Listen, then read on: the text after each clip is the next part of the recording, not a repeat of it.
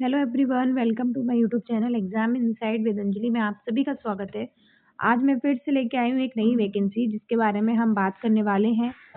तो चलिए फिर स्टार्ट करते हैं। सीडीएस द्वारा वैकेंसीज का नोटिफिकेशन आ चुका है। ऑफिशियली इसका नोटिफिकेशन आउट हो चुका है। आप सभी को वेट था कि सीडीएस 1 2026 का नोटिफिकेशन कब आएगा, कब जारी होगा, तो वो आ चुका है। आप सभी चेक कर सकते हैं इसका ऑफिशियली नोटिफिकेशन। तो चलिए फिर स्टार्ट करते हैं कि फॉर्म कब से फिल होना स्टार्ट होने वाले हैं उसके बारे में है। तो बने रहिए एंड तक मेरे साथ। जैसा कि मैंने आपको बताया कि सीडीएस 1 2026 का नोटिफिकेशन आ चुका है। ये नोटिफिकेशन जो है वो यूनियन पब्लिक सर्विस कमीशन द्वारा निकाला जाता है। ठीक है, आगे बढ़ते हैं। आगे हम बात करेंगे इसके एग्ज़ाम डेट के बारे में है कि एग्ज़ाम कब होगा, फॉर्म कब से फिल होने वाले हैं, इन सभी की अगर हम बात करें तो जो फॉर्म है आपके वो 10 दिसंबर 2025 से स्टार्ट हो चुके हैं। बाकी अगर हम लास्ट डेट की बात करें तो 30 दिसंबर इसकी लास्ट डेट है। तो आप सभी फॉर्म को फिल कर सकते हैं, आप सभी के पास अभी टाइम है। ठीक है, इसमें अगर हम बात करें कि सीडीएस 2 2026 का, तो उसका भी अभी से बता दिया गया है कि कब फॉर्म निकाले जाएंगे, इसकी लास्ट डेट क्या रहेगी और इसका एग्ज़ाम डेट क्या रहेगी, सब कुछ अभी से बता दिया गया है इसी नोटिफिकेशन में। तो सीडीएस 2 2026 जो है वो 20 मई 2026 से स्टार्ट होंगे फॉर्म, और इसकी जो लास्ट डेट है वो 9 जून 2026 है। तो एग्ज़ाम अगर हम बात करें तो जो पहला एग्ज़ाम हमारा सीडीएस का होगा 2026 में, वो हमारा 12 अप्रैल को रखा गया है। 12 अप्रैल को कंडक्ट कराया जाएगा एग्ज़ाम। और सीडीएस 2 जो फॉर्म फिल होंगे उसका एग्ज़ाम की अगर हम बात करें तो 13 दिसंबर को उसका एग्ज़ाम कंडक्ट कराया जाएगा। ठीक है, आगे बढ़ते हैं। आगे हम बात करेंगे वैकेंसीज़ के बारे में है। अगर हम वैकेंसीज़ की बात करें, कितनी वैकेंसीज़ टोटल कितनी वैकेंसीज़ निकाली गई हैं उसके बारे में अगर हम बात करें, तो जो टोटल वैकेंसीज़ हैं आपकी वो 451 वैकेंसीज़ निकाली गई हैं टोटल। ठीक है, अगर हम बात करें कितनी पोस्ट अलग-अलग कैटेगरी में निकाली गई हैं, अलग-अलग पोस्ट निकाली गई हैं, तो अगर हम वैकेंसीज़ की बात करें तो इंडियन मिलिट्री एकेडमी कितनी वैकेंसीज़ हैं, 100 वैकेंसीज़ निकाली गई हैं आईएमए द्वारा। ठीक है, ऐसे अलग-अलग वैकेंसीज़ आपको निकाली गई हैं air force academy, Indian naval academy में। ठीक है, 26 और 32 वैकेंसीज़ निकाली गई हैं। तो टोटल अगर हम बात करें कितनी वैकेंसीज़ निकाली गई हैं, तो टोटल आपकी 451 वैकेंसीज़ निकाली गई हैं। आगे हम बात करते हैं एलिजिबिलिटी की, कि इसमें एलिजिबिलिटी क्या है, कौन इस फॉर्म को फिल कर सकता है, उसके बारे में अगर हम बात करें तो कैंडिडेट के पास ग्रेजुएशन कंप्लीट होना चाहिए, वही इस फॉर्म को फिल कर सकता है। ठीक है, तो इसमें बता दिया गया है इसके बारे में। आप इंडियन होने चाहिए तभी आप इस फॉर्म को फिल कर सकते हैं। एजुकेशन की अभी मैंने ऊपर भी आपको बताया, आपके पास ग्रेजुएशन डिग्री होनी चाहिए, किसी भी सब्जेक्ट में आप ग्रेजुएट होने चाहिए, तो आप इस फॉर्म को फिल कर सकते हैं आईएमए ऑफिसर ट्रेनिंग एकेडमी का। ठीक है, नेवल अकेडमी की अगर हम बात करें उसमें आप कंप्लीट होनी चाहिए आपकी ग्रेजुएशन इंजीनियरिंग में। ठीक है, किसी भी यूनिवर्सिटी से। और अगर एयरफोर्स एकेडमी की अब हम बात करें तो आपके पास कंप्लीट बैचलर डिग्री होनी चाहिए फिजिक्स और मैथमेटिक्स से होनी चाहिए 10+2 लेवल में। ठीक है, तो आपके पास इंजीनियरिंग की डिग्री होनी चाहिए तभी आप इन दोनों फॉर्म को फिल कर सकते हैं। और आईएमए और ओटीए वाले ग्रेजुएट होने चाहिए किसी भी सब्जेक्ट में।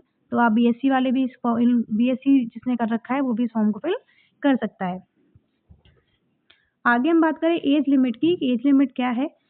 तो अगर एज लिमिट की हम बात करें तो आईएमए की जो अनमैरिड, पहले तो इसमें अनमैरिड मेल फीमेल दोनों लोग अनमैरिड होने चाहिए, वही इस फॉर्म को फिल कर सकते हैं। और अगर इसकी बात करें तो 2 जनवरी 2003 के बाद के सभी कैंडिडेट्स इसको अप्लाई कर सकते हैं, और 1 जनवरी 2008 से पहले के सभी कैंडिडेट्स इसको अप्लाई कर सकते हैं। बाकी इसमें एज लिमिट बता दी गई है कि 20 से 24 साल होनी चाहिए, आप तभी इस फॉर्म को फिल कर सकते हैं। ठीक है, अनमैरिड होनी चाहिए, वही इसको फॉर्म को अप्लाई कर सकता है। आगे हम बात करेंगे इसमें फिजिकल स्टैंडर्ड की बात करें तो आपकी जो मिनिमम हाइट है मेल कैंडिडेट्स की, अगर हम हाइट की बात करें तो 157 सेंटीमीटर होनी चाहिए। ठीक है, इसमें अलग-अलग कैटेगरीज़ में आपको बता दिया गया है कि क्या-क्या आपके पास होना चाहिए तभी आप इस फॉर्म को फिल कर सकते हैं। देन आप चेक कर सकते हैं, इसमें पूरा सब कुछ डिटेल में बता दिया गया है। अगर हम आगे हम बात करें एप्लीकेशन फ़ीस के बारे में है कि एप्लीकेशन फ़ीस क्या रखी गई है, तो ऑल कैंडिडेट्स इसमें अप्लाई कर सकते हैं। एससी और एसटी फीमेल्स भी इसमें अप्लाई कर सकती हैं, फीमेल्स के लिए काफ़ी अच्छा मौका है। ऑल कैंडिडेट्स के लिए अगर फ़ीस की बात करें कि एप्लीकेशन फ़ीस क्या है इस एग्ज़ाम की, तो आपके 200 रुपए इसमें एग्ज़ाम फ़ीस है, फॉर्म फ़ीस कहते हैं जिसे। ठीक है, तो आप इस फॉर्म को फिल कर सकते हैं। आगे हम बात करते हैं एग्ज़ाम पैटर्न की, क्या इसका एग्ज़ाम पैटर्न रहने वाला है। तो सीडीएस का एग्ज़ाम पैटर्न जो है उसमें क्या-क्या सब्जेक्ट्स पूछे जाते हैं, कितने नंबर के पूछे जाते हैं, और कितने क्वेश्चन आते हैं और ड्यूरेशन टाइम आपका क्या रहता है उसके बारे में अगर हम बात करें तो एग्ज़ाम आपका जो होता है वो आपका पहले इंग्लिश का एग्ज़ाम होता है, मैथ्स का एग्ज़ाम होता है और जनरल नॉलेज का 3 एग्ज़ाम्स होते हैं। लेकिन फीमेल्स की बात करें जो ओटीए के लिए इस फॉर्म को फिल करता है उसका जो एग्ज़ाम होता है वो इंग्लिश और जनरल नॉलेज का ही होता है, ठीक है? बाकी आईएमए का जो भी बॉयज़ या मेल्स भरते हैं, उनका मैथ्स का एग्ज़ाम एक अलग से कंडक्ट कराया जाता है। तो इसमें ड्यूरेशन टाइम की अगर हम बात करें तो 2 घंटे मिलते हैं आपको इस एग्ज़ाम को सॉल्व करने के लिए और मैक्सिमम मार्क्स की बात करें तो 100, ठीक है? मैंने आपको बता ही दिया तीनों सब्जेक्ट्स के बारे में है। आगे हम बात करेंगे एग्ज़ाम पैटर्न में ओटीए की कि ओटीए में आपको मैंने ऊपर ही आपको बताया वही इसमें आगे बताया गया है कि आपका इंग्लिश और जनरल नॉलेज का एग्ज़ाम होता है। 2-2 घंटे आपको मिलते हैं और 100-100 क्वेश्चंस आते हैं, 100-100 नंबर्स के क्वेश्चंस आते हैं। ठीक है? तो आप इस फॉर्म को फिल करिए। नेगेटिव मार्किंग की अगर हम बात करें तो 1/3 इसकी नेगेटिव मार्किंग होती है। ठीक है? 4 ऑप्शन आपके आते हैं और 1 ऑप्शन पे आपको करेक्ट नंबर मिलता है देन आपकी 1/3 इसमें नेगेटिव मार्किंग रखी गई है। ठीक है? आगे हम सिलेबस की बात करें कि सिलेबस क्या है, तो सिलेबस में कोई चेंजेस नहीं है। आपका इंग्लिश में थोड़े पैटर्न्स चेंज कर दिए गए हैं। अगर हम पिछली ईयर्स की बात क उनको देखें, तो आपका जो इंग्लिश है उसमें थोड़े से पैटर्न चेंज कर दिए गए हैं। बाकी आपका सिलेबस में कोई चेंज नहीं है, सेम ही सिलेबस रखा गया है। तो आपका जो सिलेबस है वो मैंने बता दिया इंग्लिश में आपका वही सब। अब इसमें सिलेबस की अगर हम बात करें तो आपका इंग्लिश में आपके वही सब्जेक्ट्स आते हैं।